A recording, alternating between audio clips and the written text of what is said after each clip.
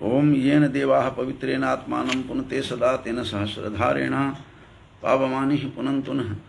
आज बालकांड से और किष्किंधा कांड से वाल्मीकि रामायण जो है उसमें महत्वपूर्ण रहस्य छिपा हुआ है, जो आम जन तक यह बात नहीं पहुंच पाई है कि राम के जन्म से हजारों वर्ष पूर्व उनका नाम आ गया था, प्रकाश में आ गया था।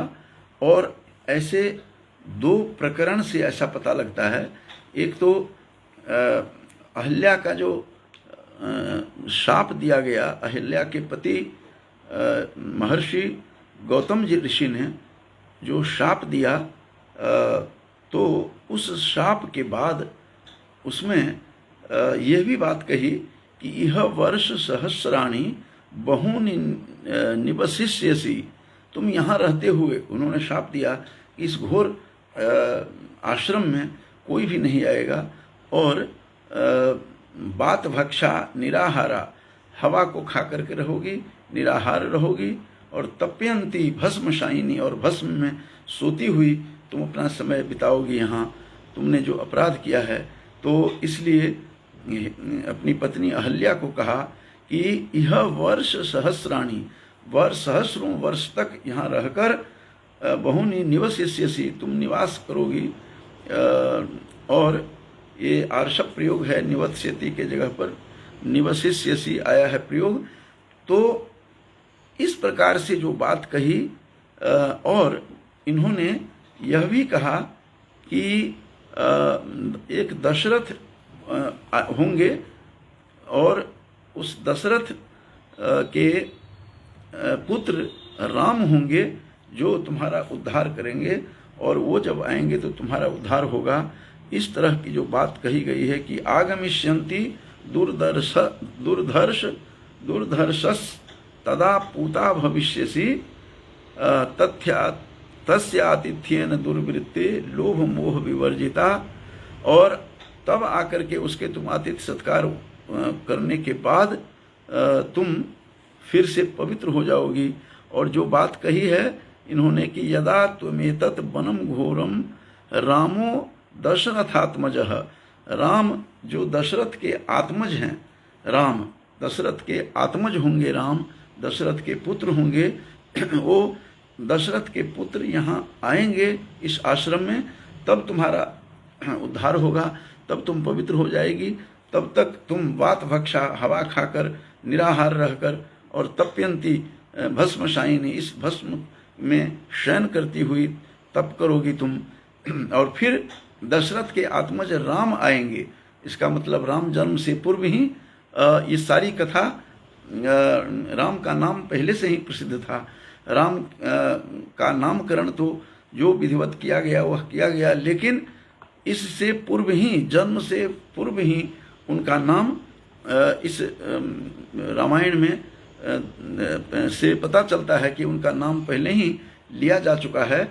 और कई एक रिसर्च स्कॉलर बनारस के हैं, उन्होंने मेरे से पूछा था कि, मुझसे पूछा कि ये क्या वैदिक कालीन हैं या नहीं राम।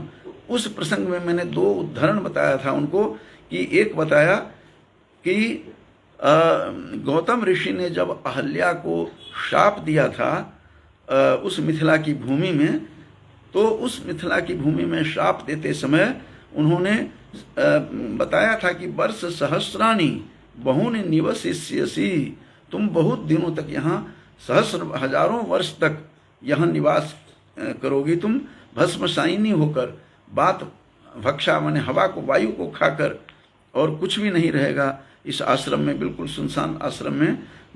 निवसिष्यसि, ये निवस्यति के जगह आर्षभ प्रयोग है, आर्षभ प्रयोगत्वात् यहाँ पर निवसिष्यसि का प्रयोग आया है।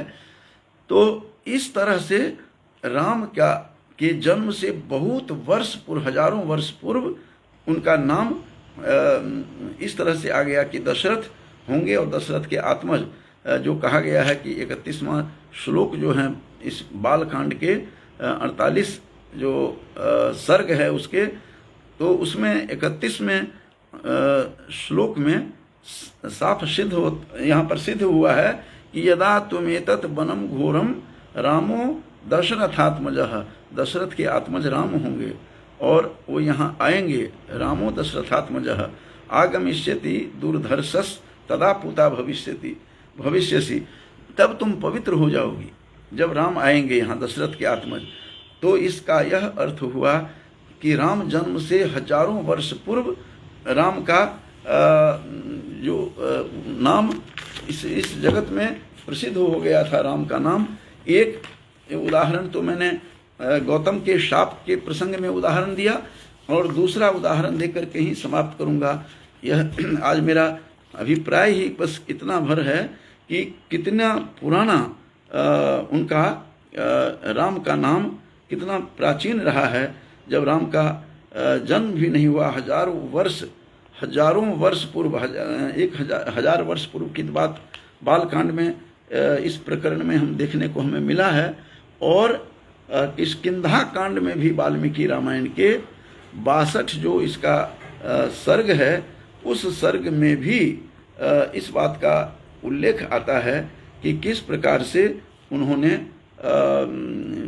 संपाति जो थे जटायु के बड़े भाई, उसने राम की सेनाओं को यह बताया कि डरने की आवश्यकता नहीं है, जानकी को मैं बता रहा हूँ। यहीं से बैठे बैठे उन्होंने बता दिया कि जानकी कहाँ है, क्योंकि थक हार करके सभी वर्ष वो समुद्र में डूब करके मरने का प्रण ले रहे थे सभी वानरी सेना।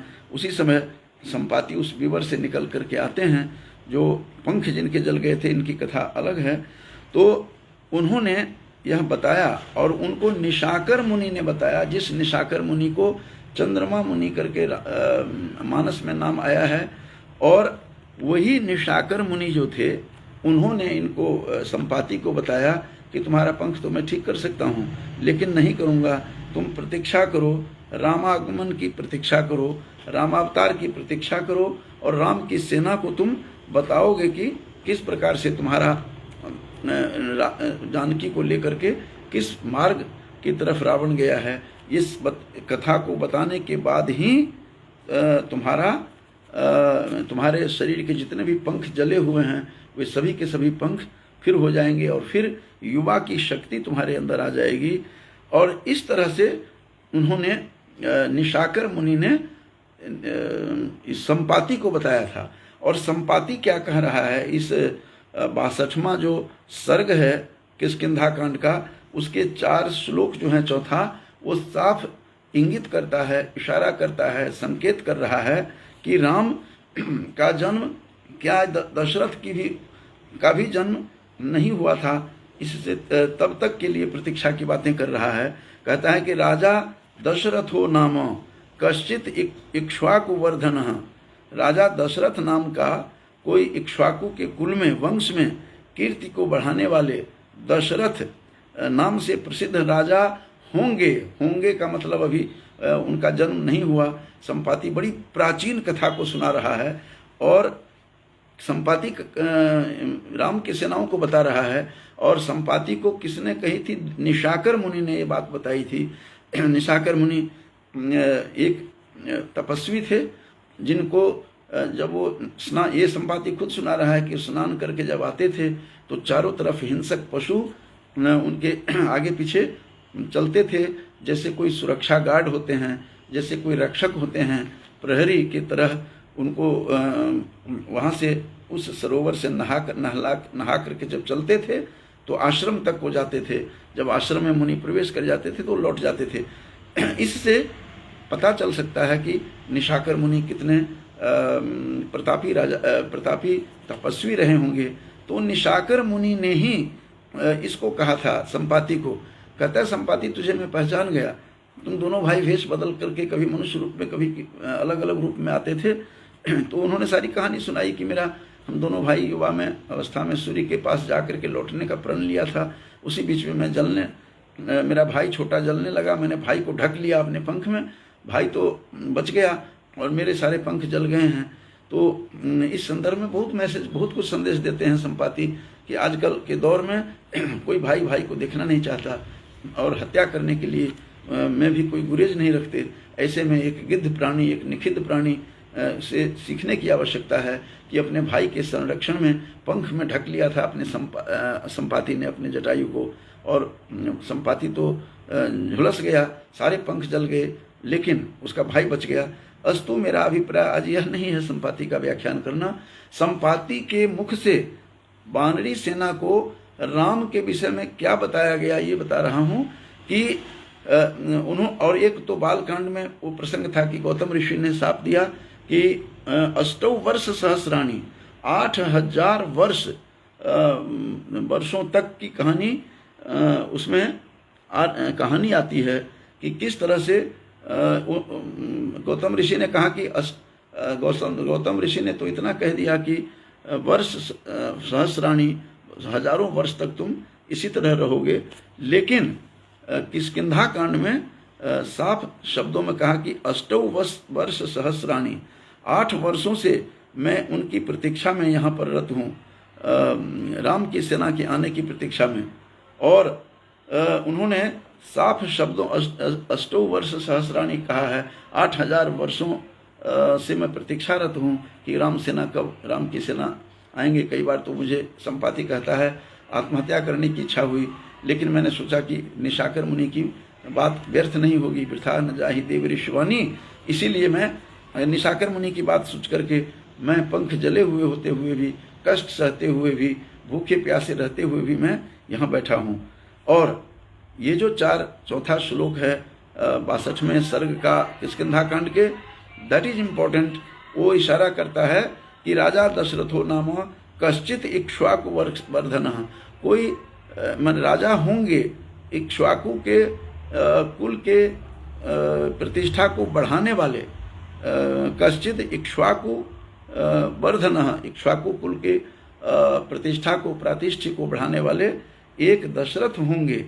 तस्य पुत्रो महातेजा, उनके पुत्र महान तेज वाले, रामो नाम भविष्यति, राम नामक उनका एक पुत्र होगा। ये चौथे श्लोक में है किष्किंधा कांड के जो 62वां सर्ग है उसमें, और संपाति द्वारा ये संकेत किया जा रहा है।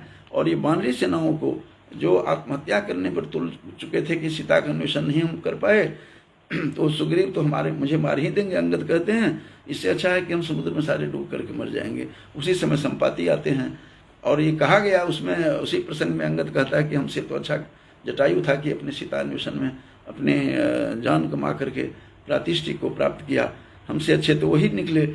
तब संपाति रोता हुआ आता है, भाई को जलांजलि देता है, समुद्र में कहते हैं मुझे समुद्र के पास ले चलो, रोता है, बिलखता है अपने भाई के लिए जिसको मैंने संरक्षण करने के लिए मैंने ये भोग रहा हूँ हजारों वर्षों से, लेकिन मेरा भाई ऐसा रहा नहीं, वो भाग्यशाली था।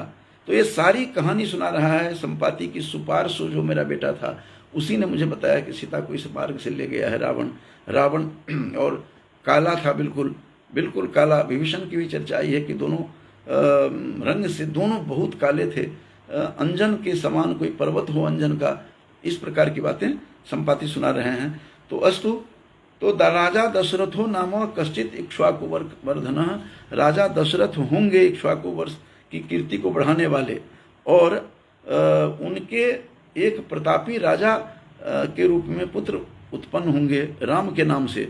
और जो राम क्या करेंगे, अरण्यम च सह भ्रातरा लक्ष्मणेन गमिष्यति, अरण्य में आएंगे अपने भाई लक्ष्मण के साथ।